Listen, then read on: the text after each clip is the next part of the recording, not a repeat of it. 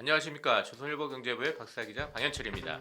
이 시간은 받으면 많이 버는 방현철 박사의 머니머니입니다. 시장 전망, 투자 전략 전문가, 자산운용 전문가, 그리고 증권가의 고수들을 모십니다. 오늘은 한 번 더 파인만 자산운용의 박진환 대표님 모시고 얘기를 나눠보도록 하겠습니다. 안녕하세요. 네, 안녕하세요. 지난 시간에 저희는 올해 그 시장 전망하고 투자 전략에 대해서 좀 얘기를 나눠봤는데요. 오늘은 일단 그 올해 좀 주목해야 될, 눈여겨봐야 할 투자처에 대해서 좀 네, 얘기를 나눠보려고 합니다. 박진환 대표님 지난 시간에 좀 소개를 드렸지만 조금 더 추가로 소개를 드리면 일단 증권가 경력이 한 30년 이상 네, 되시는 네. 전문가십니다. 그리고 또 우리 조선일보 경제부에서 주최하는 재테크 박람회에 또 단골 강사시기도 하죠. 2019년하고 작년에 또 강사로 또 출연도 하셨습니다.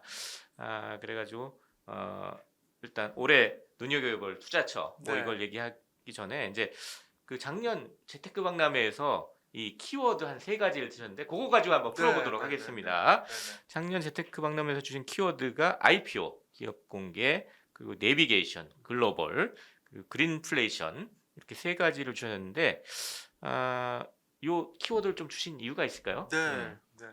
뭐 금리 인상 얘기는 나오고 있지만 네. 여전히 뭐 기대에 만족할 수 없을 정도의 낮은 금리 상황인 건 맞죠. 네. 그러다 보니까 이제 자산 관리 목표들이 각자 있으실 텐데 네. 그걸 달성하기 위해서는 이제 음. 투자는 해야 되고 네. 그렇지만 시장 상황 그렇게 넉넉해 보이지는 않아서 네. 그래서 제 나름대로 투자는 계속해야 한다는 의미로 아재 개그 비슷하게 네. 아시겠고요. 예, 예. 그래서 이제 ING 계속해야 된다. 그래서 이제 두음을 따서 I는 이제 IPO. 그래서 기업 공개이죠. 네. 그런 IPO에 투자 좀 했으면 좋겠다라는 네. 부분. 그다음에 N은 금년에는 이제 성장주보다는 가치주가 좀 투자 아이디어 측면에서 좋아 보여서 네.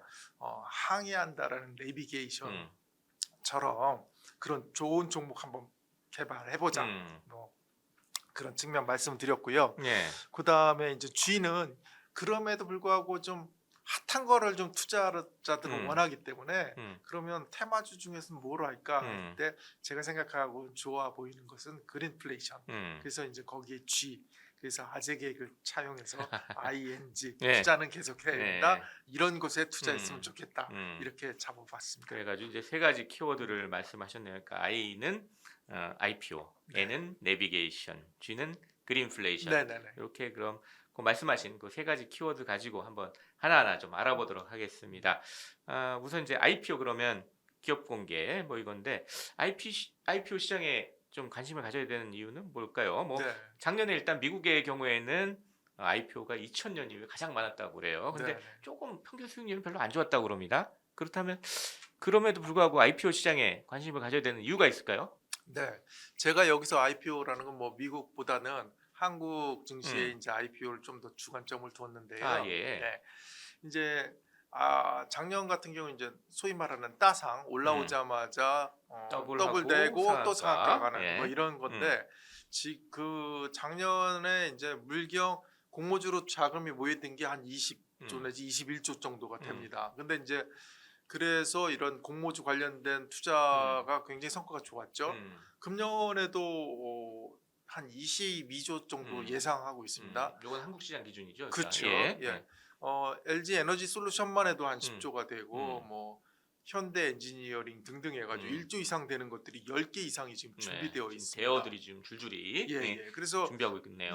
이런 시장이 유통시장보다는 이 발행시장에서 유통시장 경계에서 올라오는 요 IP 시장이 굉장히 좋게 보이고요. 네. 수익률 측면에서 보면 따상이 난다는들 청약해가지고 수량을 너무 많이 못 받지 받으면 못하면 그 자기 투자한 금액 대비의 수익률을 환산해 보면 너무 미미한 거죠. 그래서 수량을 많이 받는 게 굉장히 중요할 것 같습니다. 네. 그런 측면에서 대여가 많이 올라온다는 것은 수량을 많이 받을 수 있는 기회가 생겼다는 거기 때문에 그래서 IPO 투자는 굉장히 관심 있게 보셔야 되는 것 같고요. 제가 이제 조선일보 재테크 박람회 할 때 이제 실시간 리얼타임으로 이렇게 댓글들이 올라오는데 나 공모주는 내가 직접 이렇게 증권사 돌아다니면서 청약하는 것만 알았지 공모주 펀드가 있는 건 몰랐다. 이제 그 얘기는 제가 이제 여러분 공모주 하시는 거 도 있지만 공모주 펀드를 하면 펀드에다 넣어도 된다. 1억 원 투자했을 때 음. 배정받는 물량이 공모주 펀드가 좀 더 많이 받는 케이스가 있어요. 네. 그러면서 제가 이제 예제를 몇 가지 설명드렸더니 네. 나 공모주 펀드라는 건 낯설다, 처음 들었다 이러신 분이 많더라고요. 그래서 네. 공모주만 하셨던 분들도 이제 공모주 펀드도 해보셨으면 좋겠다. 그래서 한마디로 금년에는 많은 대여들이 준비되어 있기 때문에 금년 좋다 이렇게 말씀드릴 수 있겠습니다. 일단 뭐 한국 시장 기준으로는 그렇게 네. 볼 수 있는데 네네. 또 미국 IPO 시장에 또 관심 가지신 네. 분도 있잖아요. 왜냐하면 작년 같은 경우에 무슨 리비안이니 뭐 루시드 뭐 네. 해가지고 뭐 쭉 많이 IPO가 됐는데 네네네. 미국 시장에 관심 두신 분들한테 좀 얘기 들어보면 미국 IPO는 어떻게 투자해야 되냐 네. 뭐 이런 걸 물어보시는데 네. 이런 건 좀 방법이 있을까요? 네, 일단은 미국하고 한국의 IPO 제도에 대해서 좀 차이점을 좀 알아야 되는데 네. 한국 같은 경우는 우리 사주조합이 받는다 그러면 20%가 기본 할당, 그 다음에 기관 투자자 55%, 네. 개인들 25%를 해서 이렇게 사전 배분 방식으로 물량이 논아가는 구조가 돼 있는 반면에 네. 미국은 좀 다릅니다. 미국은 그거를 인수한 주관사가 자기가 리스크를 떠안고 다 100%를 자기가 가져요. 그래서 자기 고객들 중에서 자기 회사의 이 기여도가 높은 그런데 순서별로 물량을 배분해 주는 겁니다. 그래서 그러기 때문에 일반적인 그런 트랙 레코드가 소위 말하는 기여도가 부족한 한국 투자자들이 IPO 시장 직접 이렇게 접근하기는 상당히 좀 어렵죠. 물량을 받을 가능성이 거의 없네요. 네. 그러니까. 네네. 그래서 이제 뭐 그럼에도 불구하고 나는 미국 IPO 꼭 해봐야겠다. 그렇게 해서 할 수 있는 방법은 이제 ETF, IPO ETF나 그다음에 이제 그런 IPO에 투자하는 펀드. 또 미국도 펀드가 있겠네요. 네. 그러니까. 예. 그런 쪽으로 이제 투자를 하시면 좋겠고요. 그나마 이제 할 수 있는 게 스펙이죠. 근데 이제 스펙이라는 게 한국 기준으로 보면 2,000원부터 이제 출발을 하죠. 그 얘기는 상장 그게 한 NAV 대비 15% 할증된 가격에서 출발하는 거거든요. 상장이 이루어지지 않으면 스펙은 이제 15% 적자를 감수해야 된다. 이렇게 보고 상장이 돼서 그게 이제 좋은 성과가 나면 이제 소위 말하는 대박까지는 몰라도 중박은 날 수 있는 그런 구조가 되겠죠. 근데 미국도 스펙 작년에 이제 잘 고른 것들은 아주 굉장히 좋은 성과를 많이 냈었습니다. 근데 네. 이제 이거 정말 공부 많이 해야 접근할 수 있는 겁니다. 예, 프리미엄을 미리 주고 아무래도 샀기 때문에. 초심자들은 그냥 펀드를 가입하는 게 오히려 쉬운 방법이 네, 있겠네요. 그럴 그러니까. 거를 권해드리고 싶습니다. 예. 네. 이렇게 해서 이제 첫 번째 키워드 IPO 좀 얘기를 해봤고요. 두 번째 키워드 내비게이션. 네. 그래서 글로벌 좀 이렇게 많이 좀 투자를 해보자, 관심을 둬보자. 네네네. 그런데 우리 글로벌 투자할 때 아무래도 ETF, 네. 상장지수 펀드로 투자하는 방법을 좀 많이 선택을 하시는데 네네네. 어떤 방식으로 좀 투자를 하면 좋을까요? 예. 오늘 제가 신문 보니까 조선일보 보니까 서학개미 봇 해가지고 네. 그거에서 뭐 ETF에 대해서 굉장히 네, 많은 정보를 정보와 주기 시작한다고 네, 했어요. 그런 네. 그 광고 기사를 봤습니다. 네. 그럴 정도로 왜 그러면 사람들이 이렇게 미국의 ETF에 열광하고 관심 가질까? 그거는 이제 미국의 매우 다양한 투자 테마를 ETF로 상품화 시켜놓은 것들이 많다라는 거죠. 그러니까 네. 내가 구현하고 싶어하는 투자의 주제별로 다양한 게 준비되어 있기 때문에 소위 말하는 투자의 아키텍처가 이루어져 있기 때문에 고르기가 예. 용이하다는 거죠. 그래서 미국 전 세계적으로 이제 ETF 시장이 거의 이제 10조 달러고요. 미국만 보면 한 6조, 2조 달러가 되고 네. 한국도 굉장히 많이 성장을 해서 한국도 한 71조 원에 해당될 정도로 투자 방법론에 있어서 이제 ETF 하나에 네. 주류로 좀 올라서고 있다. 이렇게 말씀드리고 싶습니다. 그리고 네.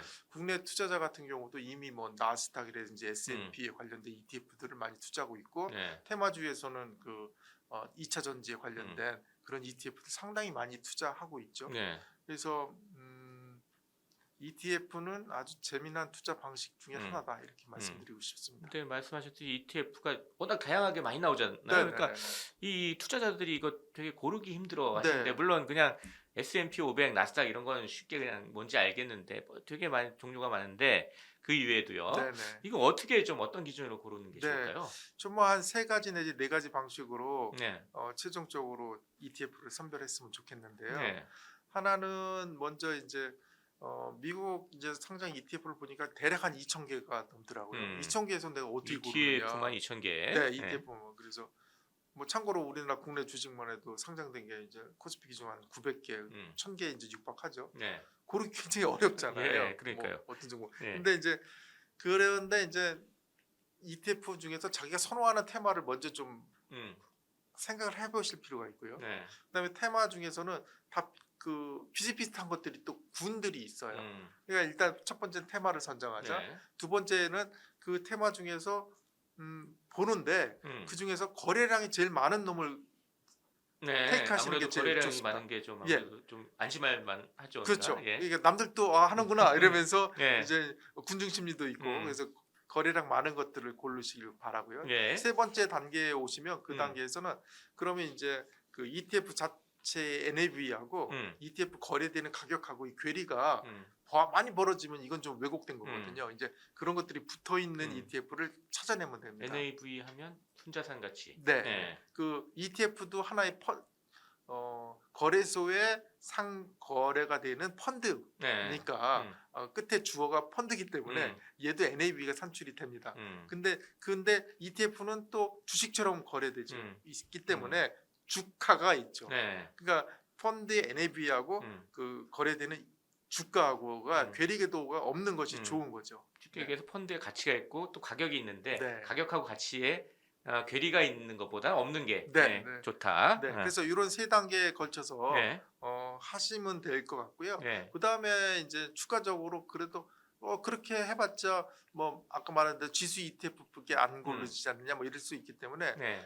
이러한 그 신설 ETF에 대해서는 좀 관심을 많이 가질 필요가 있고요. 한국도 최근에 뭐 메타버스 ETF가 아주 열풍적으로 선풍적으로 자금도 작년 많이 말 됐죠. 거의 엄청나게 많이 자금이 들어갔어요. 예, 메타버스 자금이 많이 ETF에. 올라가고 거기에 개별 종목도 많이 올랐고 가격도 오르고 그래서 핫한 테마는 이런 식으로 고르시면 될 것 같습니다. ETF 관련 정보는 어디서 좀 얻는 게 괜찮습니까?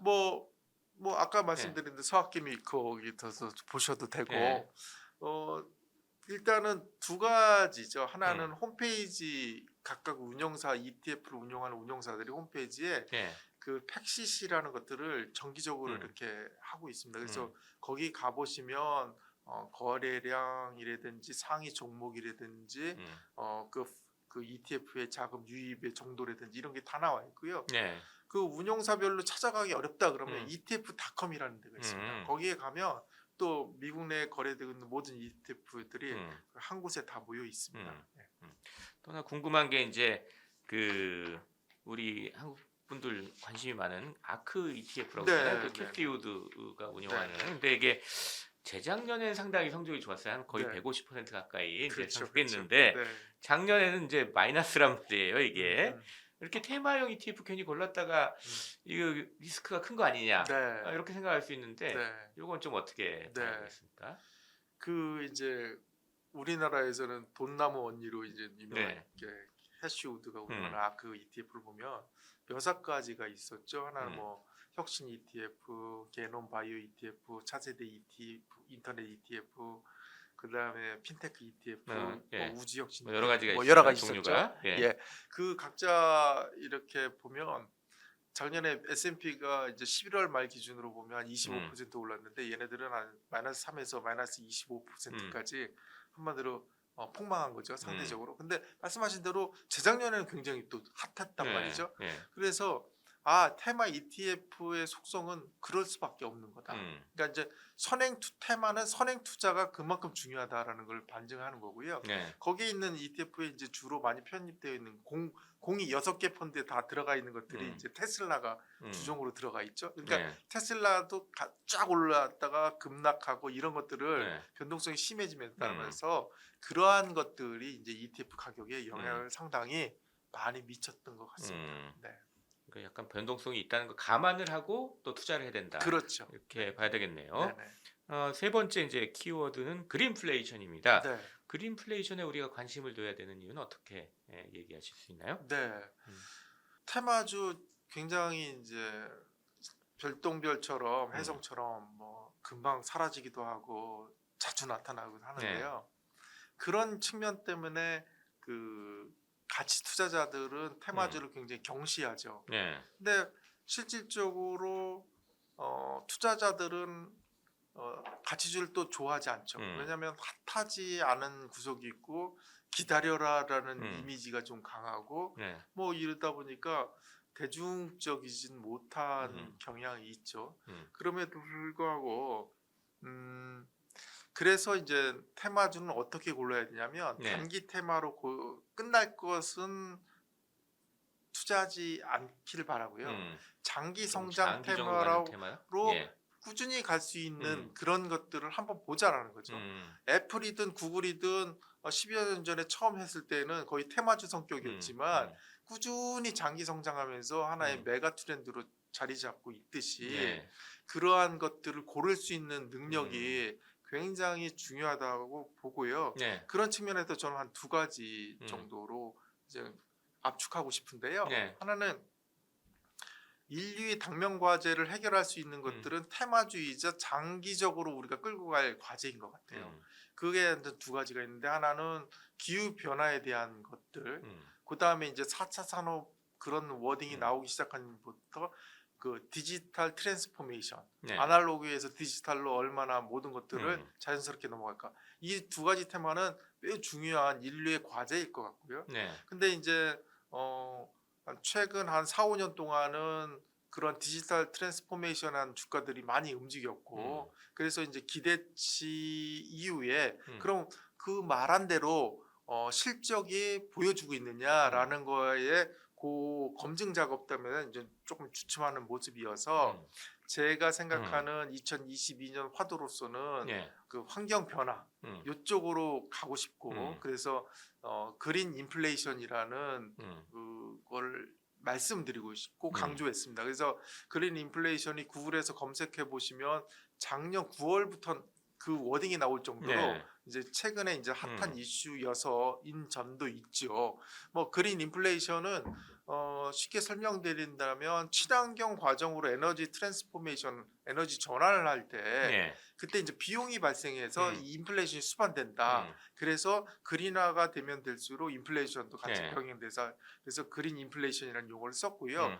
당면 과제라는 거 하나하고 두 번째로는 그린 인플레이션 내에 소테마 주제들이 굉장히 많습니다. 네. 매우 다양합니다. 그래서 그런 측면에서 저는 그린 인플레이션이 좋은 테마라고 생각했습니다. 장기적으로 봐야 될 거다. 네, 그럼 네. 그린플레이션에 투자하는 방법은 어떻게 좀 하면 되나요? 역시 ETF들이 많이 있나요? 네, 이 방법도 ETF를 먼저 좀 고른 다음에 네. 그 ETF 내에 많이 편입되어 있는 종목으로 투자하는 방식으로 해서 투자 종목도 발굴하는 그러한 방법이 저는 좀 추천을 드리고 싶고요. 네. 제가 뭐 수많은 ETF가 있지만 음. 그 그린 인플레이션하고 좀 근접해 있는 거를 제가 한 7가지를 좀 뽑아봤습니다. 네. 그걸 좀 제가 말씀을 드려보면 네. 글로벌 X사에서 하고 있는 수소 ETF가 있고요. 그 다음에 베네크사의 농업 비즈니스에 관련된 게 있고 네. 또 글로벌 X사의 자율주행 ETF, 그 다음에 블랙락의 친환경 ETF, 그 다음에 블랙락의 산업용 금속 ETF가 있고요. 그 다음에 글로벌 X의 2차전지 ETF, 마지막으로 베네크사의 재활용 ETF. 뭐 이런 것들이 그린 인플레이션에 연관이 있을 것 같다. 그러면 오케이 그 7가지는 알겠는데 그럼 나보고 어떻게 뭘 고르느냐 이런 부분에 대해서는 시장의 관심도인 것 같습니다. 그래서 이제 시장의 관심도는 제가 크게 3가지로 네. 먼저 거기에 펀드에 그 ETF에 자금이 많이 유입되고 있느냐 그리고 가격은 좀 오르고 있느냐 뭐 그러한 부분들 그 다음에 거래량은 좀 늘고 있느냐 그 ETF 자체에 이런 거를 보면서 그 7가지 중에 옥석을 가려내야 된다 이렇게 네. 말씀드리고 싶습니다. 예, 그렇게 해가지고 이제 쭉 박신환 대표가 얘기한 3가지 키워드, 첫 번째 IPO, 그리고 두 번째 내비게이션, 세 번째 그린플레이션 네. 가지고 좀 어떻게 좀 투자를 해봐야 되는지 올해 눈여겨볼 투자처에 대해서 좀 얘기를 나눠봤습니다. 좀 이거 좀 정리하는 입장에서 네, 네. 이거 투자 자산 배분 어떻게 해야 되는지 좀 네. 이렇게 좀 정리를 해서 말씀을 좀 해주시죠. 네, 네, 네. 제가 이 업계에 이제 오래 있다 보니까 음. 여러 가지 생각을 하는데 어떤 투자 조합으로 했을 때 운용 성과가 제일 좋았을까? 음. 그러니까 이제 위험 자산인 주식과 안전 자산이라고 대표되는 채권을 어떤 조합으로 넣었을 때 수가가 좋을까? 근데 이제 이런 것들을 동일하게 이제 미국에 계신 훌륭하신 분들이 많이 연구를 했더라고요. 네. 거기 보니까 음. 주식 55%, 채권 45% 넣었을 때 조합이 굉장히 좋았다. 그 성과가 그래서 이제 그렇게 나와 있는 게 그걸 기반으로 개발된 펀드 상품이 타겟 데이터 펀드입니다. 그게 TDF인데요. 그거 보면 젊은 시절에는 주식 비중 많이 높이고 나이가 들고 은퇴하게 되면 주식 비중을 좀 낮추자. 네. 그래서 이제 비행기가 착륙하는 글라이딩 패스 경보처럼 주식 비중이 이제 높았다가 낮았다 이렇게 하는 건데, 근데 이제 그거에 대해서 이제 처음에 해석을 어떻게 했냐면 이제 젊었을 때 주식에서 물렸으면 투자하는 기간이 오래 남았으니까 회복할 수 있기 때문에 네. 젊은 사람은 주식 투자 많이 해야 된다 이렇게 저는 생각을 했는데 그게 아니더라고요. 그게 아니고 그 미국 사람들은 어떻게 생각을 했냐면 우리가 이제 20대 때 사회 초년생이 되면 월급을 받지 않습니까? 네. 저 월급은 이제 채권의 이일드처럼 또박또박 이자가 나오잖아요. 그러면 이제 내가 근로자인 경우에는 이미 채권 비중이 월급이 채권 비중이 높은 걸로 인식이 되기 때문에 그만큼 55대 45를 맞추려고 그러면 주식을 좀 많이 투자해라. 네, 월급이 채권 같은 거기 때문에. 그렇죠. 예. 근데 이제 은퇴하고 나면 이제 고정급이 없잖아요. 그렇게 되면은 채권 비중이 그 55대 45에서 이제 틀어지게 되잖아요. 그러니까 너는 좀 그런 채권 비중을 많이 넣어라. 그런 논리더라고요. 네. 그래서 그렇구나. 그래서 이제 제가 이제 앞서서 계속 말씀드리지만 2022년도에는 뭐 리스크 인디케이터나 여러 가지 정황상으로 봤을 때 한 중간 정도 뭐의 투자, 그 다음에 이러한 TDF에서 봐도 한 중간 정도. 그래서 이 두 가지를 보면 다 중도를 가리키는 그런 방식이 좋아 보이고요. 예. 그래서 이제 제가 화두로 말씀드렸던 ING 세 가지를 가지고 말씀을 다시 돌린다고 그러면 우리가 이제 축구를 감독이라고 우리가 생각을 해보자고요. 네. 그랬을 때 상대 팀과 우리의 선수들의 능력 여하에 따라서 그거에 따라서 4-3-3 전략, 뭐 4-2-4 전략 네. 여러 가지 이제 포메이션이 축구 있잖아요. 여러 가지 전략이 있죠. 예, 예. 예. 그런 식으로 했을 때 제가 봤을 때는 먼저 이제 수비는 견고하게 하기 위해서 IPO 투자는 한 40% 투자했으면 좋겠고, 예. 그 다음에 이제 좋은 종목, 이제 종목 이코르 ETF 포함해서 그런 거 개발하는 것들은 미드빅트는 한 30% 깔고, 근데 이렇게 하기엔 좀 밋밋하다. 그러면 네. 테마주 핫한 거 하고 싶다. 그리고 공격수들은 한 30% 투자하자. 네. 그래서 이제 금년에 축구 감독이 한번 돼봐서 자산 관리도 4-3-3으로 해봤으면 좋겠다. 이게 지금 제가 여기 보시는 분들한테 보내드리는 방법입니다. 예, 아주 흥미로운 아이디어인 것 같습니다. 네. 자, 이렇게 해가지고 오늘은 파인만 자산운용의 박진환 대표님과 함께 올해 눈여겨볼 투자처에 대해서 얘기를 나눠봤습니다. 자, 마지막으로 저희 시청자, 구독자 여러분께 짧게 마무리 인사 부탁드리겠습니다. 네. 오늘 제가 오늘 서울 제일 추운 날에 여기 왔는데요. 그래도 봄이 오지 않습니까? 그래서 네. 여러분들이 이제 투자 성과가 좀 나쁘고 안 좋을 때 지쳐 있을 수 있어요. 네. 그럴 때마다 좀 긴 호흡으로 보시면 자기들이 원하는 자산 관리 목표 잘 달성할 수 있을 거라고 생각합니다. 네, 감사합니다. 예, 감사합니다. 지금까지 함께해 주신 파인만 자산운용의 박진환 대표, 그리고 저는 조선일보 경제부의 박사기자 방현철이었습니다. 그럼 다음 시간에 또 뵙도록 하겠습니다. 감사합니다.